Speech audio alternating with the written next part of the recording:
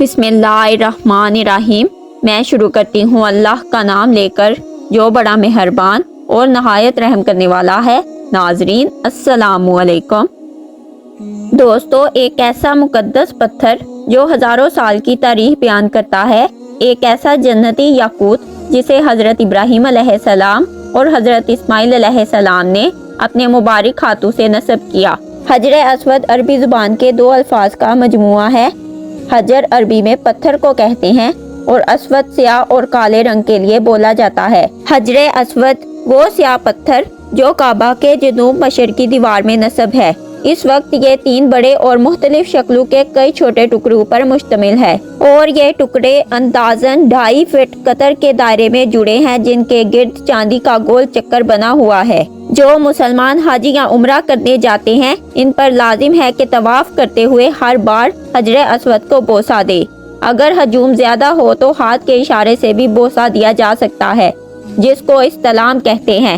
اسلامی روایات کے مطابق جب حضرت ابراہیم اور ان کے بیٹے حضرت اسماعیل علیہ السلام خانہ کعبہ کی تعمیر نو کر رہے تھے تو حضرت جبرائیل علیہ السلام نے یہ پتھر جنت سے لا کر دیا، جسے حضرت ابراہیم علیہ السلام نے اپنے ہاتھوں سے دیوار کعبہ میں نصب کیا۔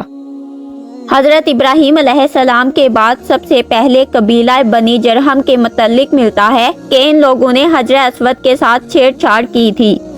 تاریخ میں آتا ہے کہ جب بنو بکر بن عبد مناف نے قبیلہ جرہم کو مکہ سے نکلنے پر مجبور کیا تو انہوں نے مکہ سے بے دخل ہوتے ہوئے کعبہ میں رکھے 2 سونے کے ہرنوں کے ساتھ حجر اسود کو کعبہ کی دیوار سے نکال کر زمزم کے کنویں میں چھپا دیا اور مجبوراً یمن کی جانب کوچ کر گئے۔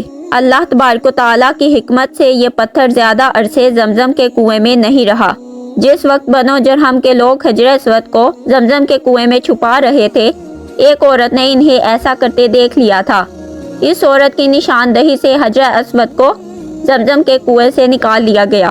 ایک روایت کے مطابق ابو طاہر نامی شخص کی قیادت میں کرامہ 3 نے 317 ہجری میں مکہ مکرمہ کا محاصرہ کر لیا اور مسجد الحرام جیسے مقدس مقام پر تقریباً 700 انسانوں کو قتل کیا، اور زمزم کے کنویں اور مسجد الحرام جیسے مقدس مقام پر تقریباً 700 انسانوں کو قتل کیا، اور زمزم کے کنویں اور مسجد الحرام کے احاطے کو انسانی لاشوں اور خون سے بھر دیا۔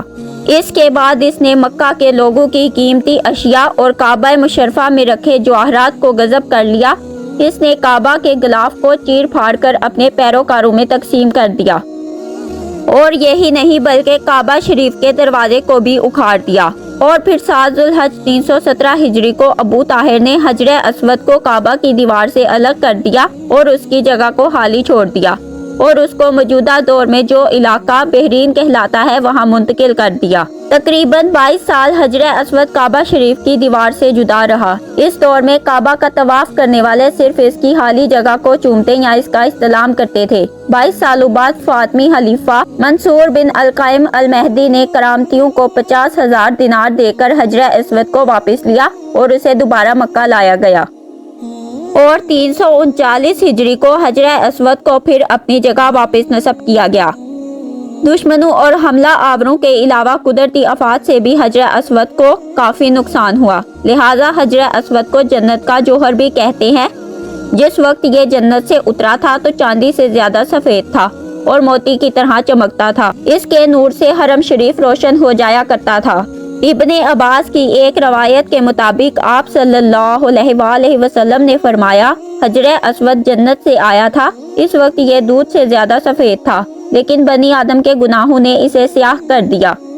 کعبہ کی تعمیر اول سے ہی یہ پتھر اس میں موجود تھا۔ 606 عیسوی میں جب حضرت محمد صلی اللہ علیہ وآلہ وسلم کی عمر 35 سال تھی تو سیلاب کی وجہ سے کعبہ کی عمارت کو سخت نقصان پہنچا، لہٰذا قریش نے کعبہ کی دیواروں کو دوبارہ تعمیر کیا۔ لیکن جب حجر اسود رکھنے کا مسئلہ درپیش آیا تو قبائل میں جھگڑا ہو گیا۔ ہر قبیلے کی یہ خواہش تھی کہ یہ سعادت اسے حاصل ہو۔ اس پر محمد صلی اللہ علیہ وآلہ وسلم نے اس جھگڑے کو ختم کرنے کے لیے یہ طریقہ اختیار کیا کہ حجر اسود کو ایک چادر میں رکھا اور تمام قبیلوں کے سرداروں سے کہا کہ وہ چادر کے کونے پکڑ کر اٹھائیں۔ چنانچہ سب نے مل کر چادر کو اٹھایا، اور جب چادر اس مقام پر پہنچی جہاں اس کو رکھا جانا تھا تو آپ صلی اللہ علیہ وآلہ وسلم نے خود اپنے مبارک ہاتھوں سے حجر اسود کو دیوار کعبہ میں نصب کر دیا۔ آپ صلی اللہ علیہ وآلہ وسلم نے ایک روایت میں فرمایا، اللہ قرآن کو لوگوں کے سینوں سے اٹھا لیں گے اور حجر اسود کو قیامت سے قبل اٹھا لیں گے۔ جب تک حجر اسود تم میں رہے گا تم بلائی پر گامزن رہو گے۔ ناظرین، امید ہے کہ یہ ویڈیو آپ کو پسند آئی ہوگی۔ تو ملتے ہیں ایک نئی ویڈیو کے ساتھ، تب تک کے لیے اللہ نگہبان۔